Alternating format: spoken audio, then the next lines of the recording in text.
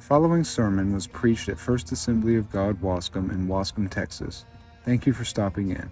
Please like this video, subscribe, and leave a comment.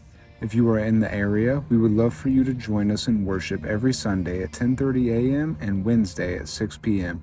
May the Lord bless you and keep you.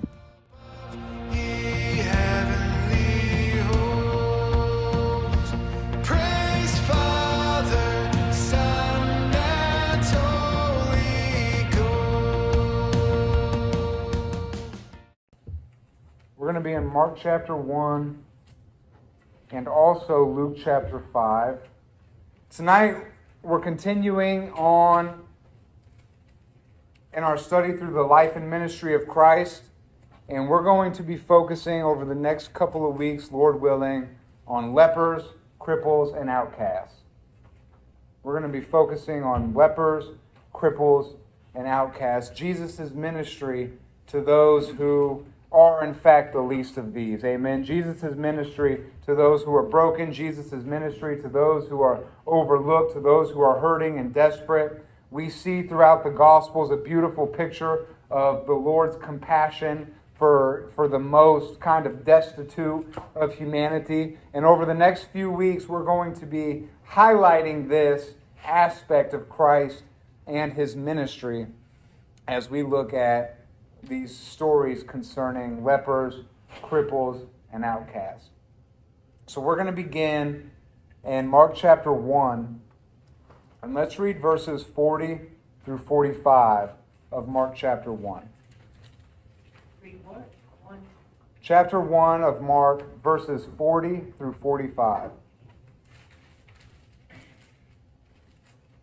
A man with leprosy came and knelt in front of Jesus, begging to be healed.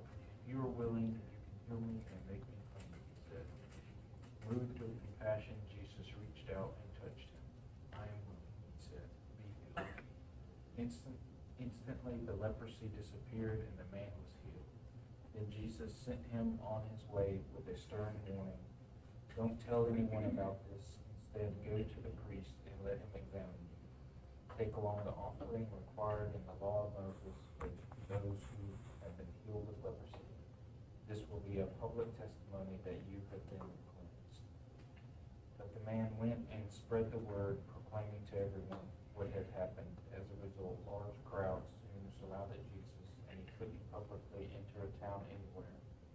He had to stay out in the secluded places, but people from everywhere kept coming to him. Okay, very good. And let's go ahead and read the parallel passage as well, which is found in Luke chapter 5, verses 12 through 16. This is a parallel passage. This is the same story as it is recorded by Luke. Let's read Luke chapter 5, verses 12 through 16. And it came to pass, when he was in a certain city, behold, a man full of leprosy, who seeing Jesus, fell on his face, and besought him, saying, Lord, if thou wilt, thou canst make me clean. And he put forth his hand, and touched him, saying, I will, be thou clean. And immediately the leprosy departed from him. And he charged him to tell no man, but go and show himself to the priest, and offer for thy cleansing, according as Moses commanded, for a testimony unto them. But so much the more went there a fame abroad of him, and great multitudes came together to hear and to be healed by him of their infirmities.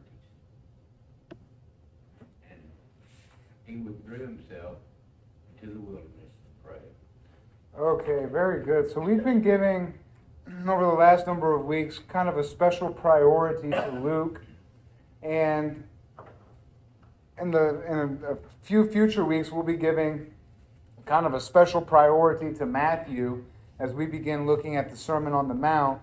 So I would like, while we're talking about lepers, cripples, and outcasts, I think that we're going to give special priority to Mark. And we're going to be reading primarily from Mark as we talk about this topic. But I did want to bring out this story as it is recorded in both Mark and Luke. It's not recorded in Matthew. Of course, I'm saying that. I might end up eating my words, but this is a story that is found in Mark and in Luke, and we're going to be reading primarily from Mark. I want to work through for this. I think Mark brings a few things out that we don't want to miss. So we're going to kind of base ourselves out of the version that we see in Mark, which they're basically the same we saw. And this is going to be the first part of our study on this aspect of Jesus' ministry, his compassion toward the destitute and the broken, the outcast, here early in the first year of his ministry. So let's just go ahead and work through this story, and let's see how far we can get into it. Let's begin in verse 40. Will somebody reread verse 40, and we'll just kind of work through this passage verse by verse. A man with leprosy came to him and begged him on his knees, "If you are willing, you can make me clean."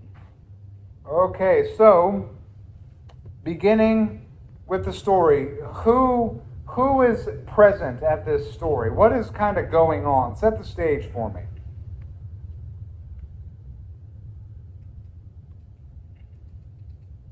Looking back, Simon and those who were with him, so Simon was there.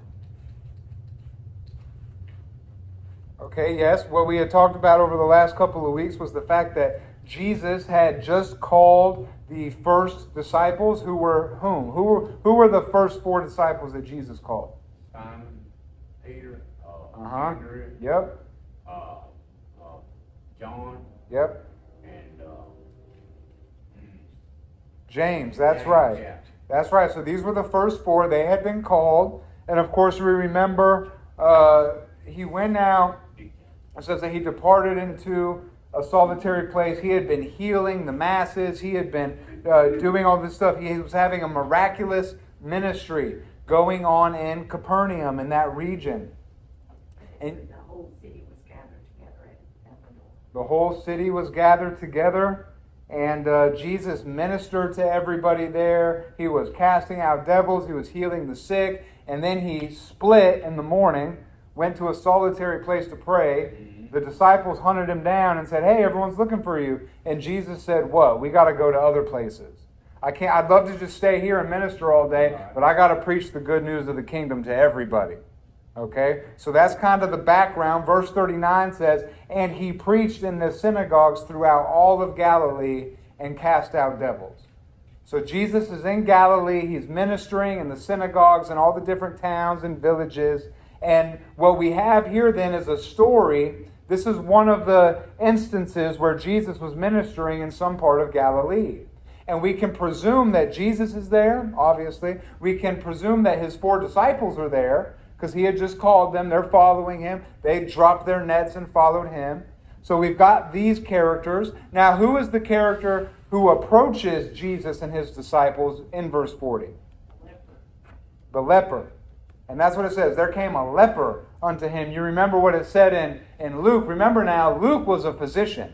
Luke was a doctor, right? And so Luke, when he describes this man, he says this was a man who was full of leprosy. So this wasn't just a small little skin rash or something. This was a man, he said, that was full of leprosy, right? Yeah. Some people have a little bit of a problem. Some people are full of problems, right? And so this was a guy who was full of leprosy. He was very leprous. Who can tell me anything about leprosy? Your body, your skin just kind of, your body just kind of rots. Yeah. Lack of blood flow. Fingers Lack of fall blood off. flow. Yeah, there are. So the thing is there are a bunch of different diseases that are categorized as leprosy, right? And when most of us, when we think of stereotypical leprosy, this is what we're thinking about. We're thinking about this. It's a disease. True leprosy is, we think of these people who have sores all over their bodies and their noses are all rubbed off and their fingers are rubbed down. And we think this is because of a disease on the skin. Really, in reality, what happens when someone is truly leprous is that they don't have any feeling in their body. They can't feel their nose. They can't feel their hands. They can't feel the skin. So when they have like a blister or a sore and it's itchy or whatever and they're scratching it, they're just like ripping the skin off like a zombie and they don't even feel it. This is why the nose, they'll be rubbing it off and then they'll rub their nose completely off because they literally just can't feel their skin. The same thing with the fingers, the lips. So the idea that we have of somebody who is leprous, covered in rags, their face. Has anyone ever seen the movie Braveheart? You remember the guy. He's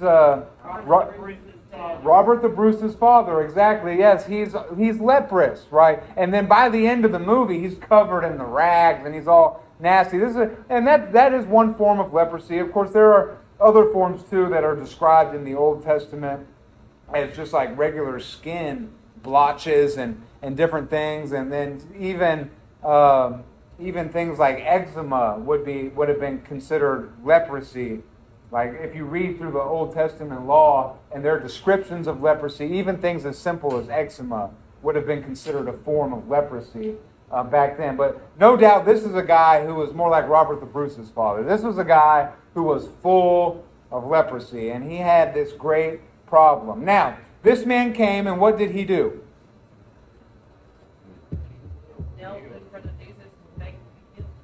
Yeah, he knelt down in front of Jesus. He was beseeching him. He was begging him to heal him. And what was it that he said specifically? If you were willing. If you are willing, you can make me whole. And as I was reading this, I was reminded how often in my own life, I believe that God can do anything. I believe that God can do whatever I need him to do. I believe that God can heal people, right? I believe that God can provide. I believe that God can, bring reconciliation in families. So often we don't have a problem necessarily believing that God can do something for us.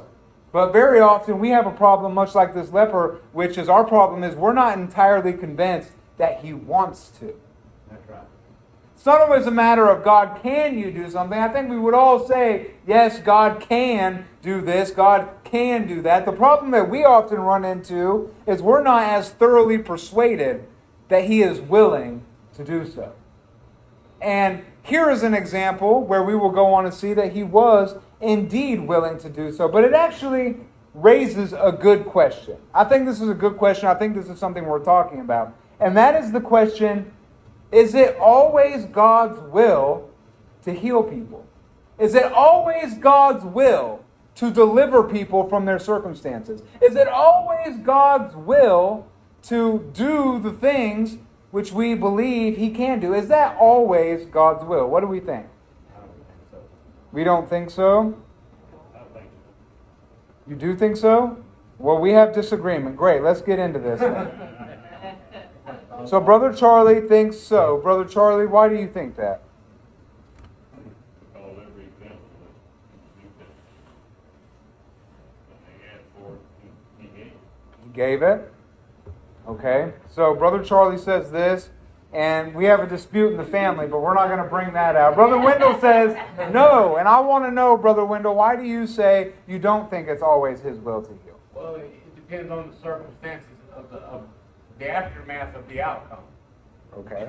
Okay, if God heals you of a disease or whatever, say, for instance, I'll use myself as an example.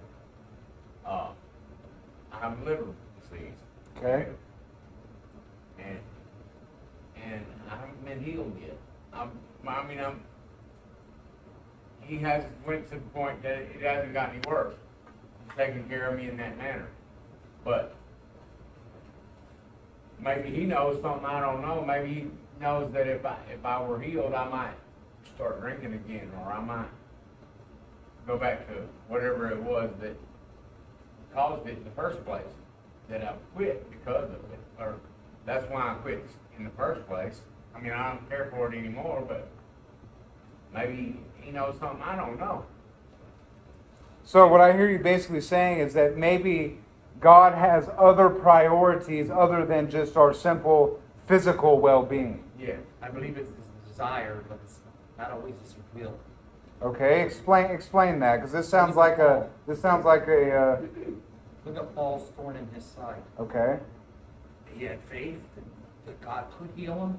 He asked him 3 times, but he finally determined that it was not God's will to. I mean, he desires that we're all whole.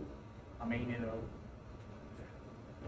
but things could be like it was back in the Garden of Eden. That's how he made man, to be perfect for that matter. But because of the sin, yeah, that allowed that to come in, then his grace is sufficient for that. It's for us to understand, is it always God's will, to heal us and to put us in a state that's the way he desires? Or is it beneficial for us sometimes to go through these trials to show? Because he gives us the choice. We have a choice to do what's right or not do what's right. We have a choice in what we do. So he doesn't have, not that he couldn't control it if he wanted to, but he's not going to. You understand where I mean? Yeah, I think I understand what's being said. So then how do we deal with what Brother Charlie rightly pointed out, that in the Gospels, anytime people were coming to Jesus for healing, Jesus was healing? Yeah. What do we do with that? How do you know that they just didn't put the ones that he didn't heal? Okay, so Ms. Kathy's saying maybe Jesus didn't heal everybody. But they just didn't. Well, they didn't heal Stephanie on earth, he will heal the next. Okay, so Ms. Devon is saying that there are different categories of healing. They're wrong. There is physical. Well, and I have prayed that, for people, my mom being one of them, that, God would heal her on earth so that selfishly I could have more time with her. He didn't. He chose to heal her and take her home. So, there have been people that I have prayed for before that didn't get their healing on earth like I would have wanted, but, One thing I do believe is kind of dangerous. The word of faith ministry is one of the That's true. strong points. Is if somebody doesn't It's get bad, healed, yes.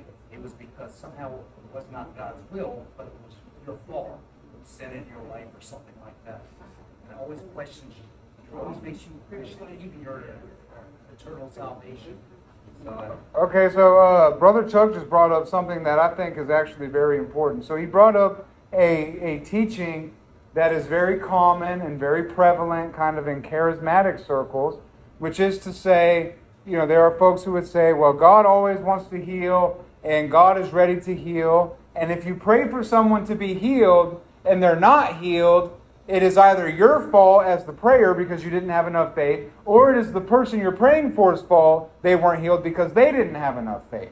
I had an evangelist tell me in church over there, well, he didn't tell me specifically, but he said in the middle of the aisle, if you prayed for someone and they didn't get healed, it's because you didn't pray right. And it broke my heart because it was right after my mom passed away. And it was, I just was shocked. I don't think that's. And he said that. It was an evangelist that was there doing a revival, and I was blown away when he said that.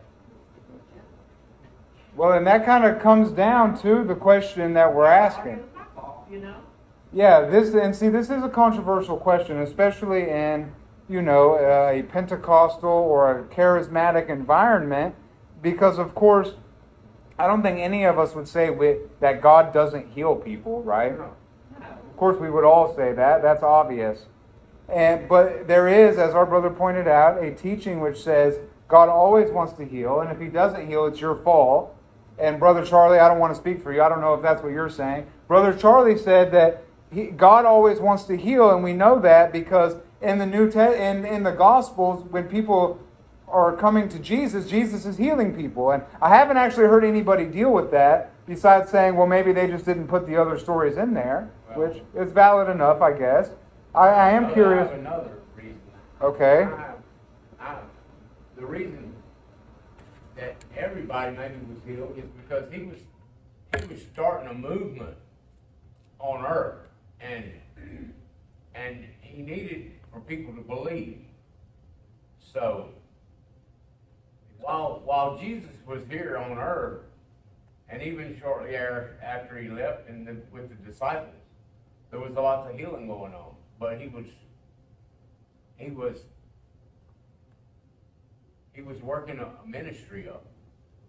Okay, so maybe it sounds like you're saying that maybe there's something unique about Christ on earth being God incarnate. Maybe there's something unique about that particular moment in history, and so maybe that accounts for it. Brother Charlie, I'm curious to hear what you would say about some of the things that people have brought up, such as, well, I prayed for the sick and they weren't healed, or maybe some of these other things that have been brought up. What are your thoughts on some of those objections? Well, over to Mark 6. Okay. He went to his hometown. Okay. And he said he could do no great miracle there except for he healed a few sick people. And if Jesus can't do great miracles, because why was it? Because of their unbelief. Okay. So there's factors in healing and everything. Oh yeah, I agree with that. Yeah, there can be. Yeah. But then you look at Paul, and Paul had plenty of faith. I believe your salvation is just like your healing. He came to save everybody, but everybody's not getting saved. Because their choice. They have a choice in that. Everybody has a choice in something in that. Then you got your faith. There's degrees of faith. You might be praying for somebody and they're ready to go. And your faith is beating head with their faith. Yeah. But all the healing, and just like salvation, starts in the spirit. Your spirit is born again. And Jesus, or God, heals people in the spirit. Now, a lot of times we don't see that manifested in the flesh. A lot of times we don't see a lot of things because we're looking at things and not seeing things. Because the unseen has to be seen in your spiritual self before it ever is in your physical. That's just like a time where there was a lady that was blind and she had been prayed for hundreds of times. And the preacher came in and said, I'm going to pray for you. God told me to pray for you because you're blind. He told her to shut her eyes. And he says, can you see? And she opened her eyes and she said, I can't see. I didn't tell you to open your eyes. I asked you if you could see. You got to believe it in your spirit before you ever see it in the flesh. That's where I'm coming from. Yeah, I do. You have to believe. Yes, absolutely. But the thing is, does God heal everybody? Or is that because they don't get healed? Well, there's a lot of factors in God healing everybody, and because of this old sinful world. Right. And there's a lot of things that we bring on ourselves. Well, sometimes it's beyond ourselves too. And It's his desire, but not always his will. We don't always see the picture. well, he said it's my will that you prosper and have life and have it more abundantly. That's his will. Yeah, but he didn't do that to Paul. So here's an interesting, okay, so he said that it's his will that we prosper and have life more abundantly. And I think Brother Wendell had mentioned the idea that maybe there's more to prosperity and abundant living than just like physical health. So here's something that I think about when I think about this question. Is what is it that God is like really concerned about? Is God really concerned that I never experience trouble or sorrow or sickness or poverty? Are these things that God just never wants for anybody, or is God's priority, this is what I ask myself, is God's priority that we are developed into a more Christ-like character, and that some of the means which he may use in order to do that is sickness and pain and poverty and all of the things that I had mentioned before. And I often think about the idea that, what's better? I ask myself the question, what's better? And what is God's ultimate priority? Is God's priority ultimately to glorify himself? That's my starting point, right? Everything God does, he does in order to bring himself glory. And so it may be that there are situations, I think of the man in the Bible who is born blind. And the disciples ask Jesus, they say, Jesus, was this man born blind because of his sin or because of his parents' sin? And Jesus says, this man wasn't born blind because of sin. This man was born blind in order that he might have the glory of God demonstrated in him. Absolutely. And then what did Jesus do? He healed him. And God was glorified in the healing of that man. And so I ask myself the question on the flip side of that coin, can God be glorified in our sickness? Can I be sanctified in my sickness? Can God be glorified in my weakness? Can I be sanctified in my weakness? Can God heal? Of course he can. Is it always God's priority to heal? I'm not so sure that it is. That's where I'm coming from. Kind of my opinion, since I know you're dying to know, my opinion on the matter is I don't think that it is always God's will to heal. And I would say many of the same things that some of y'all have said about, I think that the idea that if God doesn't heal, it's a problem with your faith or the other person.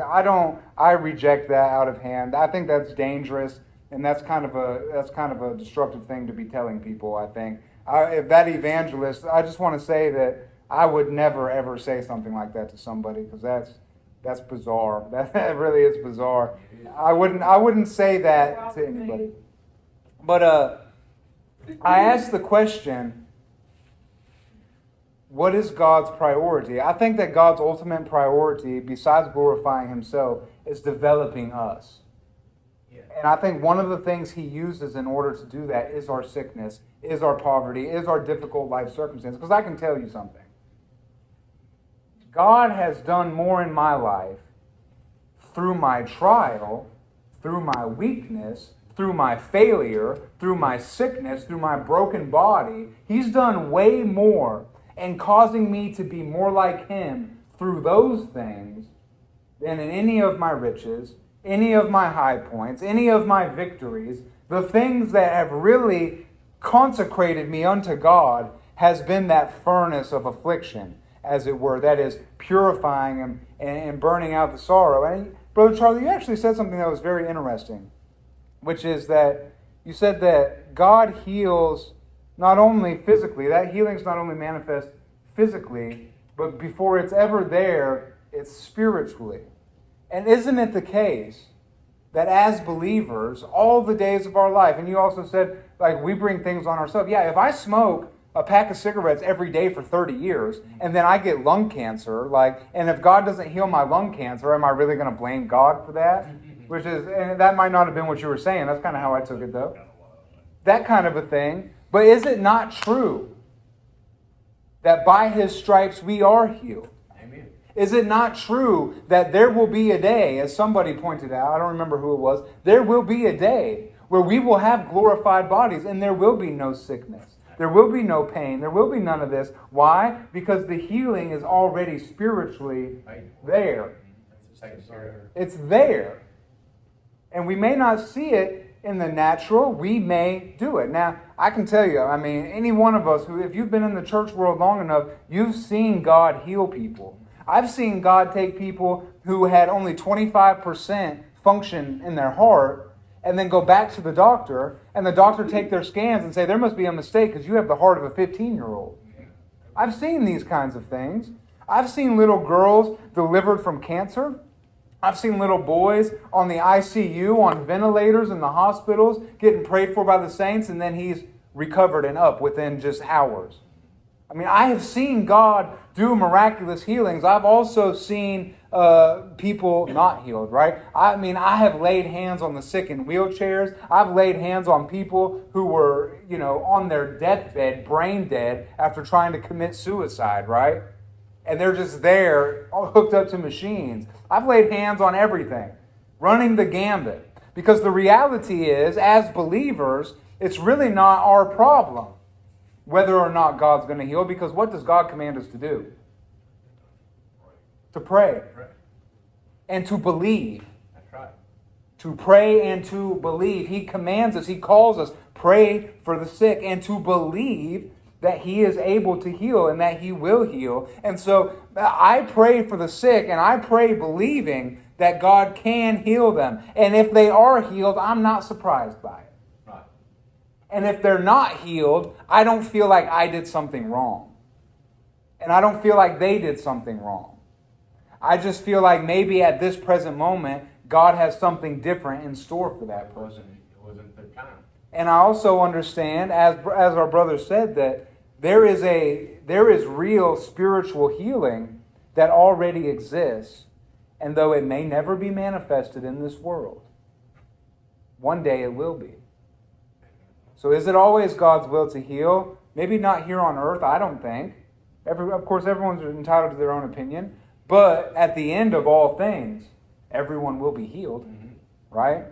And in the end, we will all be healed. There will be no more sickness or brokenness or anything of the sort. He can and He does. He commands us to pray. But I want to encourage anybody here, if you pray for the sick and you don't see them healed, like that's not your fault. There's her name is Joni Erickson Takata, I think it is. She's a quadriplegic. And I don't know if you've ever heard of her. She has her own ministry, and she does an amazing thing answering this question.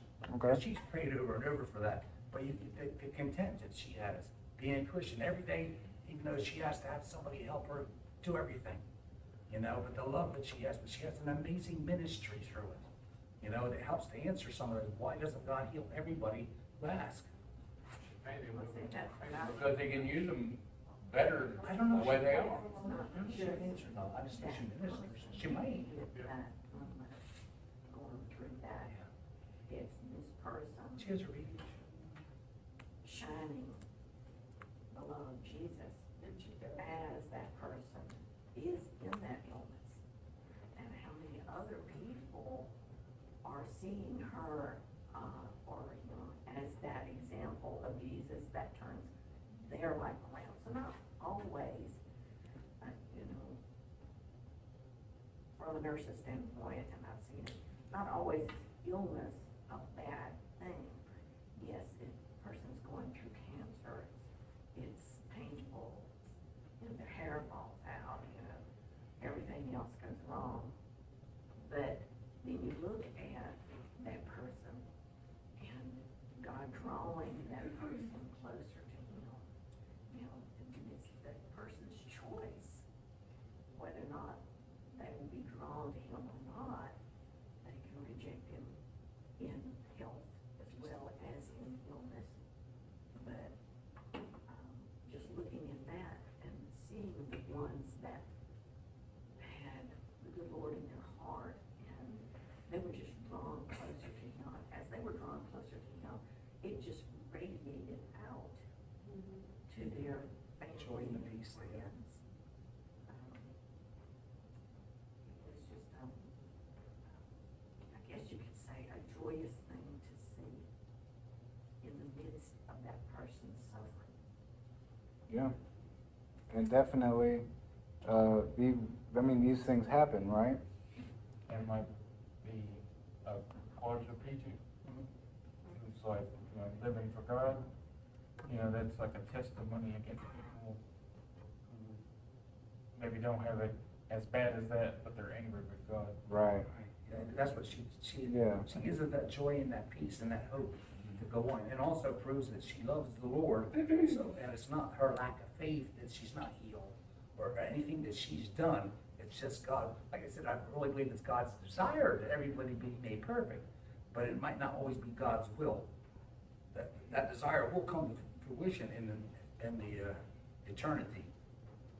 So. Yeah. You mentioned there's a fella in one of the Carthage nursing homes that we used to go to, And he's a very similar situation, quadriplegic. If I remember the story right, I think that his dad like tried to murder him and shot him, and like he's been paralyzed since he was just a little kid, and his whole life. And he is very devout Christian young man, younger than me. And I remember going and talking to this dude, and I thought that I was going there to minister to him.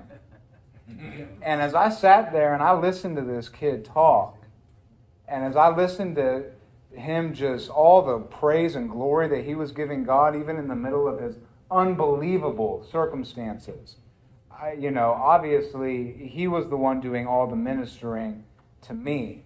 And what a great and beautiful thing it is.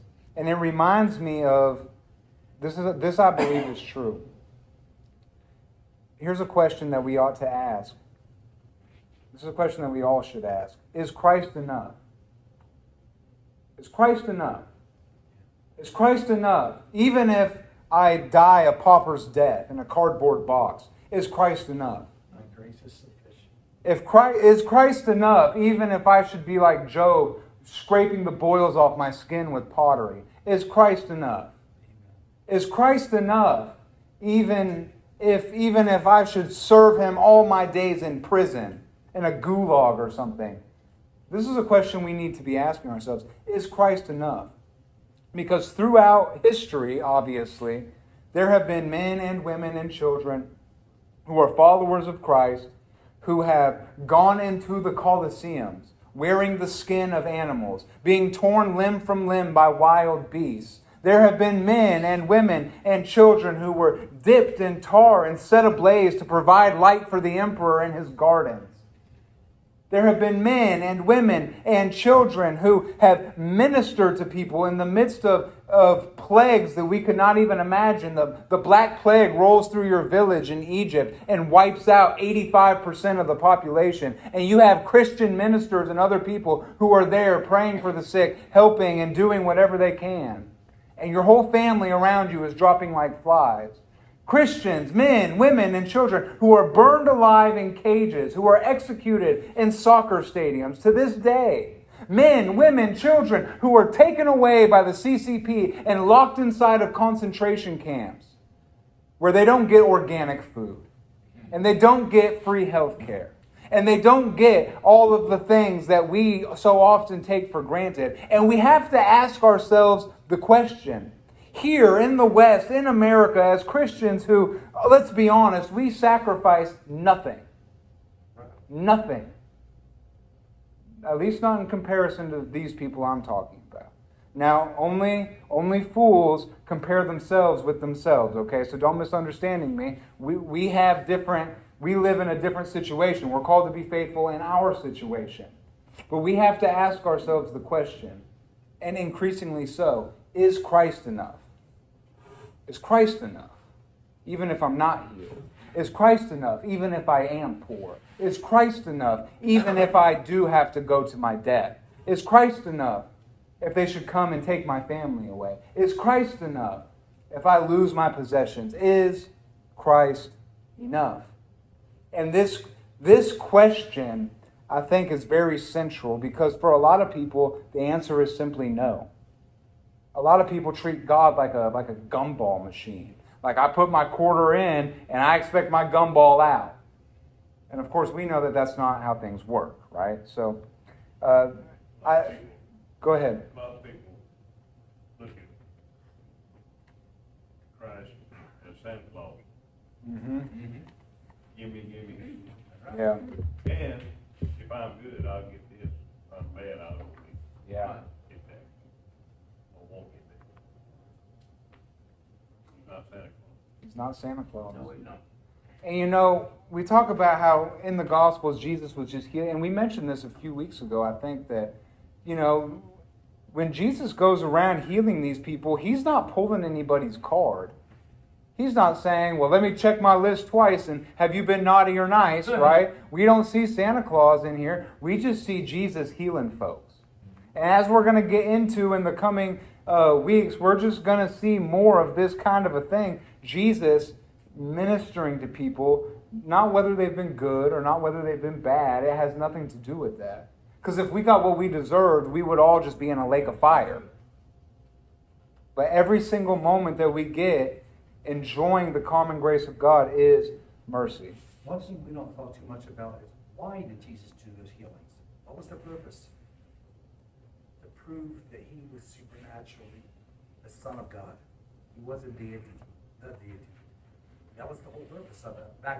And especially during that time in the Apostles' time, it was a supernatural time. Well, almost everybody got healed and showed up. Now there's a gift of healing. I didn't mean to throw that wrench in there. Well, no, I'm glad that you brought that up, actually, because Lord willing, when we get to it, we're actually going to see the perfect example of what you just said. How, why do we see, especially early in the book of Acts, and of course all throughout the Gospels, why do we see so many people being healed? And that's not to take away, of course, God still heals people, okay? Don't misunderstand me. But why did it happen so frequently? And we're going to see that, Lord willing, maybe not next week, but I don't know whenever we get to it. But we're in one of the stories, when we talk about the cripples, we're going to see that. So Also, when Peter was going to the temple and the beggar was there, he was there every day. So Jesus had passed by that guy several times. Mhm. And the apostles, for that matter. Apostles did. Yeah. And then you look at the stuff, I can go on and on, but then you look at the lunatic boy, Uh-huh. that his daddy came and said your disciples could cast out the demon, And Jesus told him in the East Texas language, how long I'm gonna be with you boys? Yeah. Yeah. And he's we claim to be Christians and work in the power of Jesus Christ. We can do all things through Christ who strengthens us. We say that and we don't show it sometimes. That's true. A lot of times. Yeah, that's true. And if I remember correctly, in the story you talked about that lunatic boy, I think that what Jesus had said was, how long am I going to be burdened by this unbelieving generation? How long? Yes. How long? That's why they call it the disciples. Yeah, the disciples. That's right. I disagree. I believe he was talking to, like you were saying, it wasn't he was telling the disciples that you're ignorant, because he went on to say after is because this one comes out only by fasting. Now, did they know that already? And they were just By prayer and fasting. Yeah. But this kind of what? He was Yeah, telling this them kind of he was what? about a generation at that time. This kind of unbelief. Yeah. Because he said, if you only believe, he Yeah. told the Father, if you only believe, then everything he said, Lord, I believe, help my unbelief. So you can believe and have unbelief at the same time. Absolutely, yeah. Oh, yeah. And so that's always the discussion around that passage, right? If this comes out only by prayer and fasting, well, what is this? Is this the demonic spirit? Is this that faith? Is it that unbelief? Is this what is It can't this? be the demonic spirit because when Jesus talks, people. Yeah. If Jesus couldn't be cast him out by his own being, just by being Jesus, and we all would be in trouble. It's that unbelief that he was talking about. This unbelief only comes by prayer and fasting. That's just like when you pray and fast, you're not trying to change God's mind. Right. Trying to change yours. You're trying to change your physical body that's working against you every time. Yeah. Go try to fast for a while. Get in line. Your body says, man, I'm hungry. Yeah. You gotta eat. And you can talk back to your body. A lot of times we need to talk back to our body. We did it. And say, you get in line. Then you think, I'm gonna go 2 days. I'm gonna go 3 days. I'm dying. No, that's what your body says. Yeah. And that's why we call these things spiritual disciplines. Because we've got flesh, and our flesh needs to be disciplined. And we discipline our flesh through spiritual disciplines of scripture study, prayer, fasting, worship, all of the things that are just bread and butter aspects of the Christian life, those are things that are intended to discipline our flesh. They are spiritual disciplines that we do so that our flesh doesn't rule and reign us. You want to know how fleshly you are, try to fast for 3 days. You'll find out just how strong your flesh is at that point. Uh-oh. It's very good. Any other thoughts? This has been a great discussion. I know we didn't make it far, but I think that this was an important discussion, and I've really enjoyed having it with everybody. Anything else on that idea that we've been talking about? Or have we pretty well circled that mountain? I do believe this, though. You don't give up on praying for something. And that's God who audibly heard or somehow he spoke to you to stop praying for that. Yeah. Because I don't believe that we have that ability. We're supposed to have faith and keep on believing. I don't give us 25 years later, keep on praying if you have to grow in your heart. Yeah, well, it's like it was said, prayer is not intended to change the mind of God. Prayer is intended to change us. Prayer is intended to bring us in alignment with the mind of God. Not to change not to bring His mind to where we are. It's to bring us to where His mind is. And that's kind of the point. So we've got just a few minutes, and I do want to touch on one other thing. And we might not get too far into it. But this is what he said. He said, if you're willing, you can make me clean. And in verse 41, what does it say? Before that. So Jesus, first of all, was moved with compassion. When Jesus saw this man, this sick man, this obviously grotesque kind of a creature, I would imagine. When Jesus saw this guy, he wasn't moved with disgust. He wasn't moved with frustration. He wasn't moved with inconvenience, right? How often do we have an opportunity to minister that comes right before us, and instead of being moved with compassion, I'm moved to irritation? Am I the only one? No. I have the opportunity to be the hands and feet of Christ, and where I could be moved to compassion, instead I am moved to, how can I get out of here without being seen by this person? Yeah. But that's not what Jesus did. Jesus was moved with compassion, and then what did he do? This is so interesting. He stretched out his hand and he touched him. Jesus touched the leper. And of course, it was believed that if you touch somebody with leprosy, it was contagious, like COVID or something. If you touch somebody, you're going to get leprosy. That's why they're forever unclean and they have to stay out of the camp, right? Because they can't be contaminating everyone. And especially as a rabbi, as a Jew who is concerned with ceremonial cleanness, if you touch somebody who is leprous, now you're unclean. And you can't offer sacrifice at the temple. You can't touch. You have to spend the time in isolation, make the sacrifices, go through the purification process. That's why when they would see these lepers, they would, get away, get away. But Jesus reached out and touched this guy and said, I am willing, be clean. Now, look at verse 42. What does verse 42 say? Immediately, the leprosy left him and he was cleansed. Okay, immediately. And what, someone who has a different version. Now I have to look this up. Someone who has a different version. Verse 42.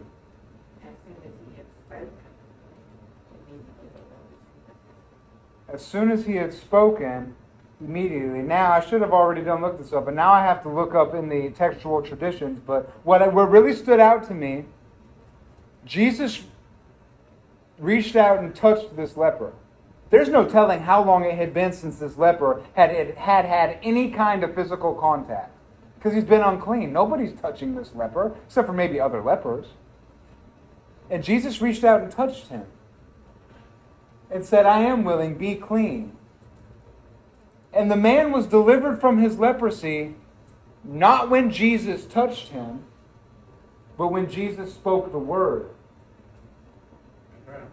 It wasn't the touch that healed him, it was the word that healed him. So why did Jesus touch him? It showed that he had control over the law, the Levitical law.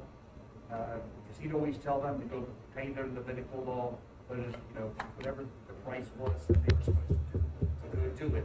But he was showing that he had authority over this illness. That's why he didn't have to pay it, because he had the authority. Yeah, because, and that's very interesting. And one of the things that I'm pulling out from that is that Jesus is the clean one. Jesus is the pure one. Typically, if you're clean and you touch something impure, that impurity spreads to you and you become impure. But Jesus, as the pure one, could reach out and touch the impure, the unclean.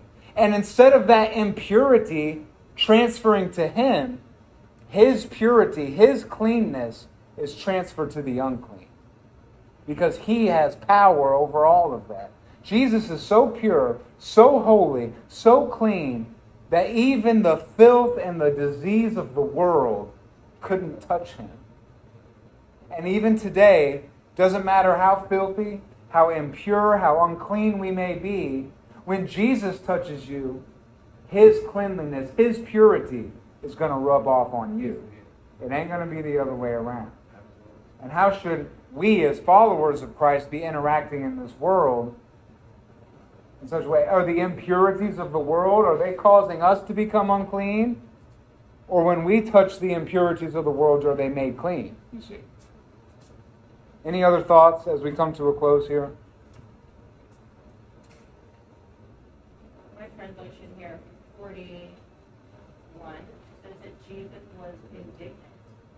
And he reached out his hand and touched the man. Kind of strange. Yes, this is good. That's a really good textual variant.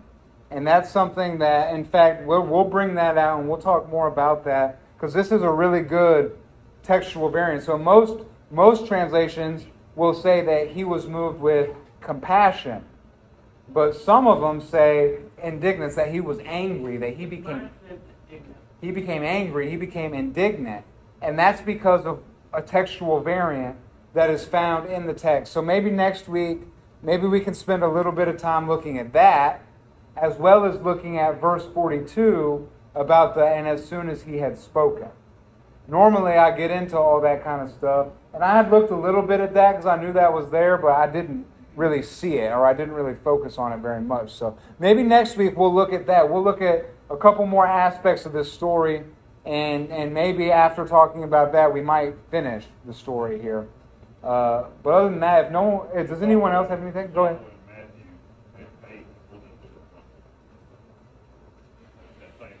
The same story as in Matthew 8? Okay, yeah. Matthew gets it kind of out of order, so that makes sense, that it would be there. That's where it would belong. So, yeah, we'll look, and next week we'll address some of those issues, and maybe we'll get this leper story finished next week. I really appreciate the discussion tonight. I think it was really good, and I'm looking forward to making it through. We didn't quite make it as far as I was hoping we would make it, but that's okay, because I think it was a really good discussion at any rate. Brother Charlie, will you close us in prayer? Thank you for listening. Please take a moment to like this video, subscribe, and share it with a friend.